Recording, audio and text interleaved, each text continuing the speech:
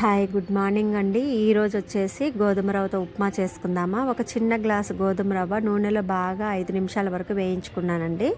అలా గోధుమ రవ్వ వేయించుకోవటం వల్ల ఉప్మా టేస్ట్ అనేది బాగుంటుంది. ఒక 4 పచ్చిమిర్చి కూడా సన్నగా తురుముకున్నాను. ఉల్లిగడ్డ కూడా సన్నగా తురుముకొని ప్యాన్ పెట్టి ఆయిల్ వేసి పచ్చిమిర్చి, ఉల్లిగడ్డ, అలాగే ఎండుమిర్చి కూడా ఒక 2 చిన్న చిన్నగా కట్ చేసి యాడ్ చేసుకున్నాను.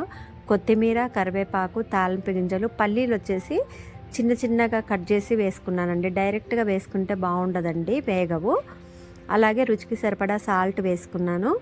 అయితే మనం 1 గ్లాసు గోధుమ రవ్వ తీసుకుంటే 3 గ్లాసులు వాటర్ తీసుకోవాలండి. ఎందుకంటే తెల్ల ఉప్మా రవ్వ ఉడికినంత త్వరగా గోధుమ రవ్వ ఉడకదు కాబట్టి కొంచెం వాటర్ ఎక్కువ తీసుకోవాలండి.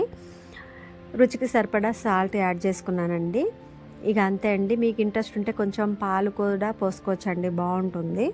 ఒక 5 నిమిషాలు లో ఫ్లేమ్లో ఉడికించుకుంటే గోధుమ రవ్వ ఉప్మా రెడీ అండి. ఇలా గోధుమ రవ్వ అనేది నూనెలో వేయించుకోవచ్చు, లేదా మీగడ కానీ నెయ్యి కానీ ఉంటే నెయ్యిలో కూడా వేయించుకోవచ్చు అండి. చాలా టేస్ట్ ఉంటుంది. నేను ఎప్పుడు చేసినా ఇలాగే చేస్తాను.